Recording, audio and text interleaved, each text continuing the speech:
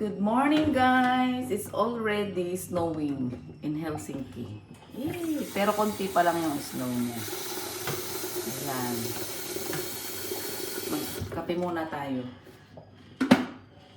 Coffee time. It's 7 a.m. 7 a.m. na dito sa Helsinki, November 2. Kahapon, November 1, nag-snowing. Patak-patak pa lang. Unlike dun sa parting north, makapal na yung mga snow nila. Ayan. Ang vlog ko na ito ay related doon sa binlog ko last, yung previous. Kasi nabanggit ko doon na hindi ako nagwo-work sa elderly. May nagtanong sa akin kung saan ako nagtatrabaho. Ayan. Sige, paliwanag ko sa inyo kung saan ako nagtatrabaho. Ayan guys, kape na tayo.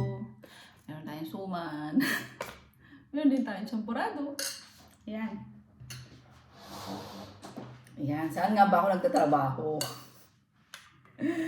Ayan guys, doon sa workplace ko guys, meron lang kami dun dalawang elderly. Dalawang matanda lang kami dun. Sila ay mga ilakila. Sila ay mga retired. Retired na sila sa kanilang mga trabaho. At sila ay mga omatoyminen or itsinaysisti. Sila ay mga independent. Yan, meron doon kasi sa workplace ko, meron kaming tatlong department. So yung sa ground floor, sila yung mga very independent, hindi mo kailangang paliguan, hindi mo kailangan. Basta sila yun, bahala na silang magbihis ng sarili nila, bahala sila maligo kung kailan nila gusto. Sila rin naglalaban ng mga damit nila. Basta sila ay mga independent. Meron lang kami doon isang hindi na kailangan niya ng assistance pagdating sa paliligo, ganyan, at saka sa pagbibihis. Kasi medyo malaki yung katawan niya. So, ina-assist namin siya. And then doon sa second floor, meron kaming dalawang group. Sa dalawang group na yon, yung isa, ang mga autistic. Then meron din kaming, doon naman sa isang group is halo-halo. Meron kaming bingi, pipi, yung may sepi, yung cerebral palsy, meron kaming Down syndrome, tapos meron kaming hindi nakakalakad, naka-wheelchair lang siya, nakakalakad siya, mayroong gamit na aids, mayroong gamit na assistive device, pero hindi niya kayang lumakad mag-isa. Ganon yung iba't ibang klase ng disability na sa pinagtatrabaho, kasi kami ay ako ng developmental disability. Yun yung inaral ko as Lahi Hoy Taya. Kasi guys, akala ko noon nung pupunta ako dito, akala ko mapupunta ako sa elderly, yung tinatawag na care and rehabilitation for elderly people. So yung kasi yung in demand, yun yung pinopromote. At kapag narinig nilang Lahi Hoy Taya, talagang ang unang pumapasok talaga is elderly. Kasi yun yung kadalasan na trabaho talaga ng Lahi Hoy Taya sa mga elderly homes. Yun. Pero yung sa akin, ang pinractice ko kasi is developmental disability. So, pwede akong mapunta sa elderly, yung mga may developmental disability din. Yung kaibahan lang, yung napuntahan kong trabaho, hindi sila nga matatanda. Sila ay mga young adults, nag-aaral sila, nagtatrabaho, meron silang active life everyday. Yun. So, everyday, from Monday to Friday, umaalis sila ng bahay. Yun yung pinakang bahay na nila, yung workplace namin. Umaalis sila, babalik sila ng hapon.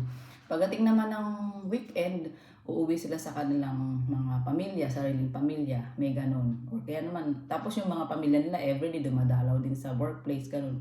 Pero it doesn't mean naman na kapag umuwi sila during weekend, nakasara yung workplace. Hindi po siya nakasara kasi meron pong natitira doon. Depende lang po kung sino yung mga naka-schedule na gusto umuwi ng bahay nila, ganyan. So yun po. So yung isang competency is yung care and rehabilitation for elderly. Tapos itong second yun nga sa amin, yung developmental disability. Yun yung trabaho ko po. Ayan. Tapos meron pa pong tinatawag dito na yung mga nagtatrabaho po sa mga paibakoti, yung daycare center. Sila po yung mayroong mga competency under children and youth education. Mga nagtatrabaho po sila sa paibakoti. Ayan. Tapos meron pa naman pong mental health and substance abuse. Yung may mga classmate po ako nung nakasabay na pagdating po nung last phase ng studies namin, pinaghiwa-hiwalay kami. May napunta sa elderly, sa developmental disability, sa mental health. Ayan po, pagdating po ng last phase ng studies ng Lively Tayo, doon nyo po malalaman kung ano yung competency nyo. Kasi yun po yung ipapractice nyo. Para kayo nagme-major. Ganon. And then meron din namang nursing care na regardless of patient's age, yung from baby to elder, para silang family nurse, ganyan. Tapos meron din siyang oral health. Ayan, yung mga nagtrabaho sa mga dental clinic, assistant sila ng mga dentista. Ayan, pwede pong ganun. Pwedeng yun ang maging usamin ninyo, yun yung maging competency. Tapos meron pa rin dito na isa pa yung basic, ano man tawag ito? Basic life support. Yung mga nagtatrabaho po sa ambulansya, yung mga acute care na. Meron pong usamin na gano'n na yun yung talaga i-major mo kung gusto mong magtrabaho sa mga acute care. Mga, for example po niyan yung mga nasa ambulansya. Basic life support. Tapos yung last naman is itong, ano tawag ito? Pharmacological treatment. So may kinalaman po to sa medicine calculation. Yung pinag-aaral nila, yung ina-assess nila yung effect, may report, may treatment, basta may kinalaman po siya sa medicine calculation. So yun po yung iba't ibang area of competencies ng Laihoy Taya. Hindi lang po siya nakafocus lang doon sa elderly. Kasi yung in demand, kaya ang ano ng tao, ang inisip ng tao is laging elderly kapag ikaw ay Laihoy Taya. Hindi. And aside from sa mga nursing home, sa mga yung sa amin ang tawag doon sa trabaho po sa lugar po namin is service housing. Yung po yung ano namin, hindi po siya anong tawag ito, home care. Kasi yung home care po is parang ano po sila, yung mga alagain po sila, mga may sakit. Yun po yung pagkakaintindi ko. Yung sa amin kasi is service housing. Doon lang sila tumitira. Ina-assess lang namin sila para maging active sila sa everyday life nila. So, yun po, magkaiba po sila.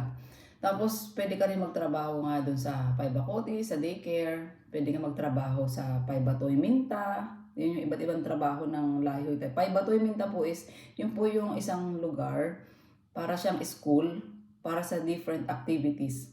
May mga lugar po dito na doon po nagkakaroon ng chance na ma-develop po yung skills ng isang person na may disability. Or kahit yung mga matanda po, kung gusto nilang magpaibatoy minta para maging active po yung life nila, para may ginagawa pa rin sila sa buhay nila sa araw-araw. Pwede silang iba't ibang klase ng activity po yung merong kasituo, yung mga gumagawa sila ng iba't ibang klaseng handicrafts, iba't ibang klase po ng pagkakalibangan na pwedeng ma-develop yung kanilang skills. Meron akong meron kaming isang alaga na bulag siya. So, logistics naman yung niya. Kahit na siya ay bulag, napakagaling niya sa computer. Napaka-independent din niya. Hindi niya kailangan ng tulong namin sa paliligo, sa pagbibihis. Lahat siya ang gumagawa. So, yun mula ng pagkabata niya kasi doon siya nahasa sa area na yun sa paggamit ng computer kahit siya ay bulag.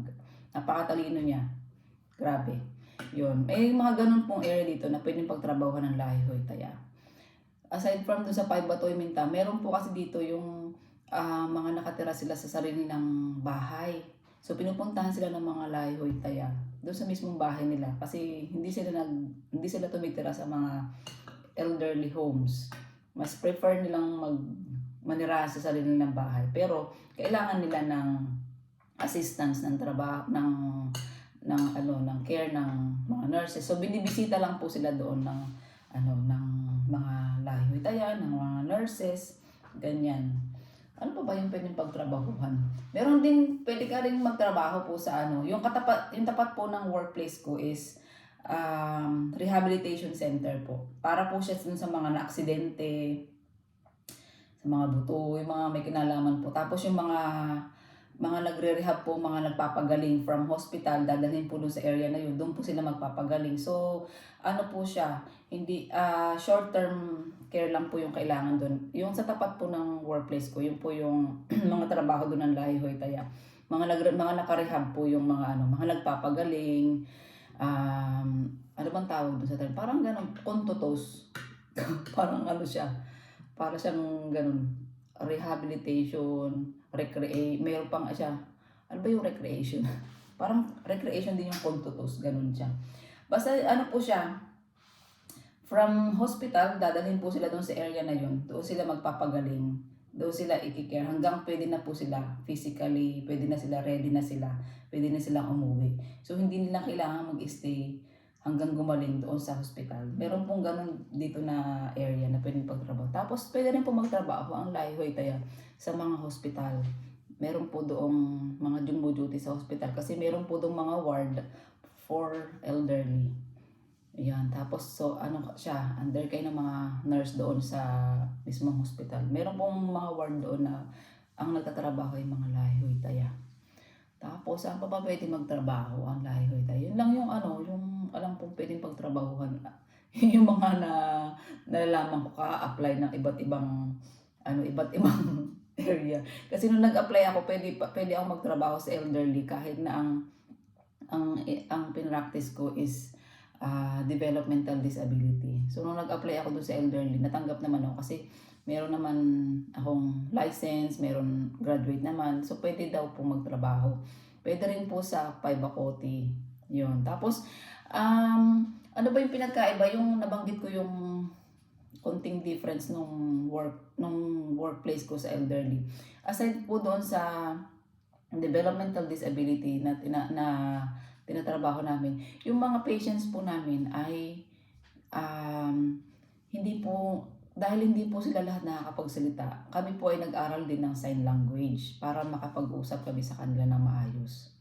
Yan. So, pinapractice din po namin yung pag-aaral yung Suwamin Kelly at sign language at the same time nag-finish ka at nagsa-sign language ka at the same time. Kasi hindi po sila lahat able makapagsalita, makapag-intindi ng mga words, ganyan. So, gumagamit po sila ng iba't ibang klaseng communication aid. Like sign language, meron po sila mga tablet na ginagamit, may mga apps po yun kung saan pwede kang makipag-communicate properly doon sa patient. Meron silang communication folder na may iba't ibang topic na ready kung ano yung gustong pag-usapan. And then may mga pictures.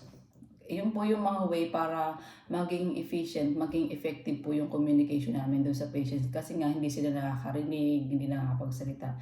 So, importante po yun doon sa trabaho namin na ma-practice po nila yung kanilang self-determination, yung kung kayo nag-aaral ng Lahi Hoy Taya, narinig nyo na yung Itsumaramis Oikyus na tinatawag. So, by doing that po, napapractice po nila yung, nakakapag-decide po sila para sa sarili nila.